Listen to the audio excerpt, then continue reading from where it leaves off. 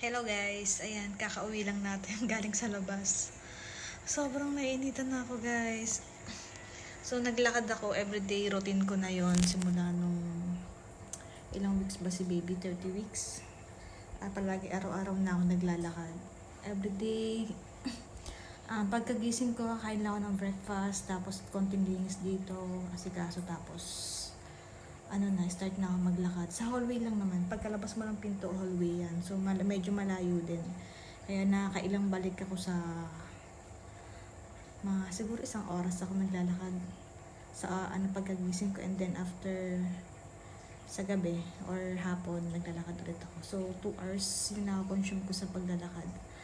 So, yun. Kasi nga, para kay baby, exercise sa parang maging normal tayo. Safe delivery, normal delivery. Ayun guys, sobrang init. So naisipan ko ngayon mag-vlog. Tapos may nakita akong matawag doon, dragon fruit sa ref. So hindi ako pakain nun kasi natikman ko siya once sa Pinas. Pero hindi ko masyadong bet kasi parang hindi lang masarap. Pero ngayon guys, gagawin ko is i-shake natin, lalagyan natin ng gatas sa yelo. Try natin. Tara! Oh, si baby, sobrang laki na guys. Nahirapan na ako medyo maglakad. Na siya, sobrang likot na niya. And then, 36 weeks na pala si baby kahapon. So, anytime pwede na siyang lumabas. Kaya kailangan mag-ready tayo. Pero yung financial, wala pa siya. Pero, ayan. Alam ko, God will provide. Tara, mag-shake tayo. So, yan guys. Gamitan mo natin siya ng kutsara. Aray ko, baby. Ang sakit. Ang ganda ng kulay niya guys, na parang napakasarap niya. Pero alam ko masustansya to. Kaya, try natin guys. Nag-search din pala ako about dito kung hindi naman siya bawal sa buntis. So, safe naman siya. Saka marami ring benefits sa buntis to. Makukuhang vitamins. Kaya, try natin kumain. Hindi kasi ako mahilig guys. So, ganito yung, alam mo yun, yung mga nabibili sa 7-Eleven na may mga parang seed. Hindi ako umiinom ng ganun. Saka ito, ang dami niyang niya. Ang dami niyang mga seeds. Ganyan. Pero, napakaganda ng kulay niya. Gustong gusto ko yung kulay niya guys. So, try natin. Tapos, lagyan natin ng gatas guys.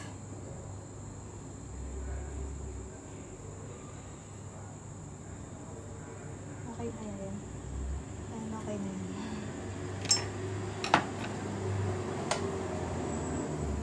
Saka, konting yelo. Kasi, kailangan ko ng pang-refresh. Ang init guys. Pawis na pawis ako kanina sa paglalakad ko.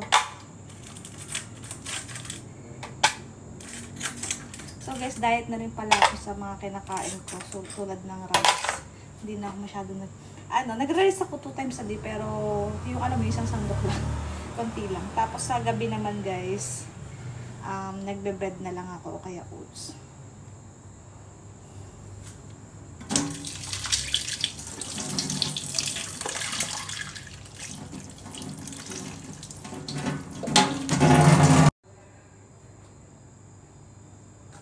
Tapos lalagyan natin siya guys ng konting tubig.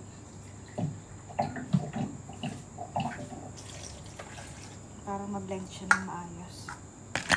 So, yan.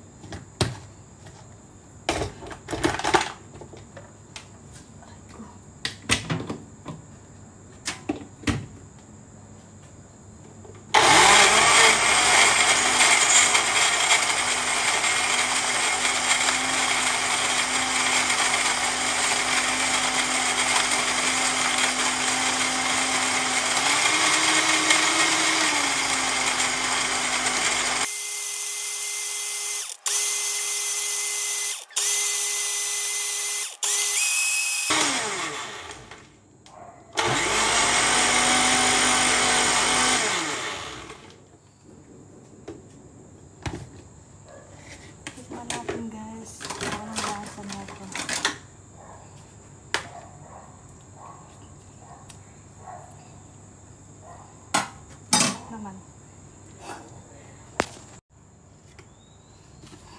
So, ito na guys.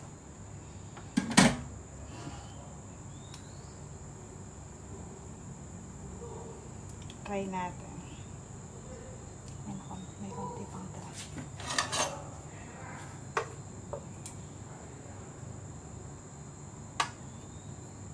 So, ito lang inumin natin. Try lang natin. Lagi ko sarap ito isa. Hi guys! So, nandito tayo sa labas. Kasi mahangin ng konti. So guys, try na natin tong dragon fruit shake natin. Or dragon fruit juice. Ay, nako. Para sa baby, inumin ni mama.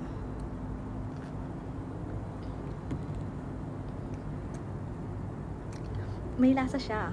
Matamis siya kasi may gatas. Pero alam mo yun, hindi ko talaga siya bet, guys. May something siyang lasa, parang medyo mapakla na ewan. Pero masustansya naman siya, kaya kailangan natin siya inumin.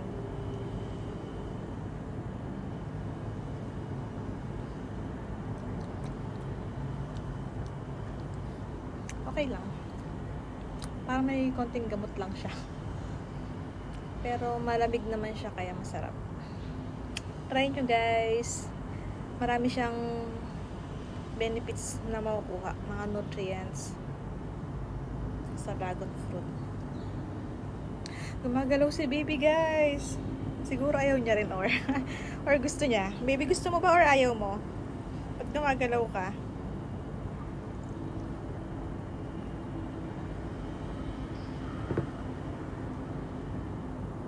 Sarap naman siya. So guys, ang ganda naman ko dito. So yan. So guys, eto pala kahapon, kinuskus ko yan. Kahapon kasi naglaba ko nung stroller ni baby, nilabahan ko para malinis siya.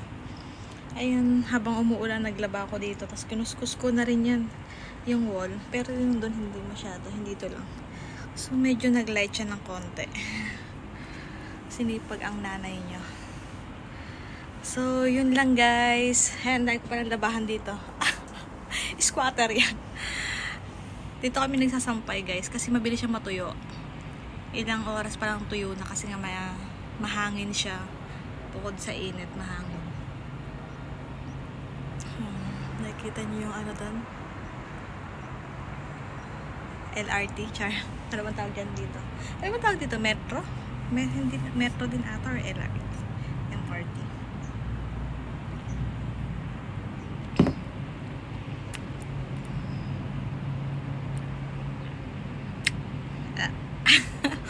Masarap siya kasi may gatas. Pero kung walang gatas, kakainin ko siya ng purong ganon. Na dragon fruit lang. Siguro hindi ko kaya. Ano talaga, maano yung panlasa ko kapag may... Basta pag hindi ko gusto, parang masusuka ko ganon. Hindi naman sa maarte, pero ewan ko, ganon ako eh. Kapag hindi ko gusto yung lasa, hindi ko talaga kakainin or iinumin. Lalo na sa gamot guys. Lalo na yung mga tinitimpla na gamot. Or yung minimix sa ano, sa water na kailangan inumin. Mamamatay na ako. Hindi talaga ako inom. Hindi ko kaya. Ilang beses ko nung trinay, pero hindi talaga. So guys, yun lang. Bye. Thank you for watching guys. So guys, dumating na pala yung order ko para dito sa stroller ni baby. Ano ba to?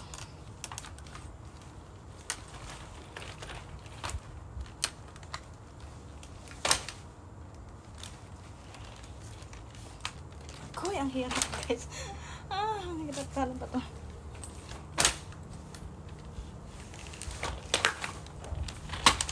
Ayan. So, ayan siya. Ayan. So, kahapon guys, nilaban ko siya para hindi siya maalikabok. Ayan, pwede siyang ganon. Pwede nakaganyan lang. So, ito, since nalagay siya dito, gray yung in-order ko kasi walang red. Walang red first. So, gray yung in-order ko guys.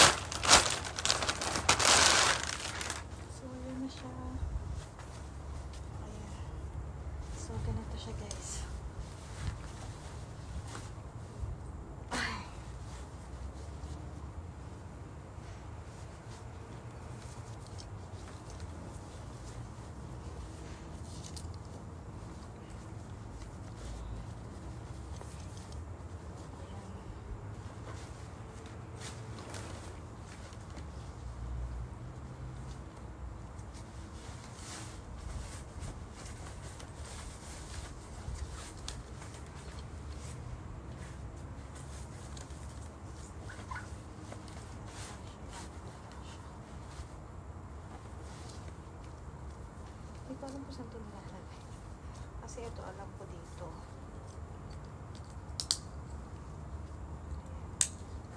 Pero to, hindi ko alam kung saan ito sinusot.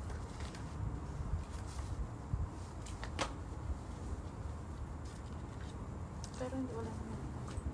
So yan guys, ang cute. Mura lang siya guys. Baby, ready na yung higaan mo. Ito na lang kulang. So yan. Pwede siya nakaganon kapag matutulog. Or nakaganyan. So yan.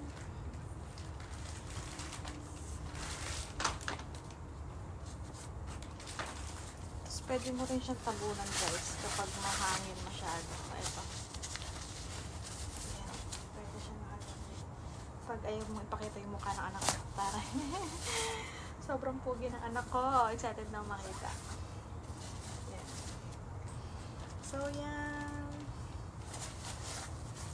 Tapos pwede siya ilagay dito sa loob.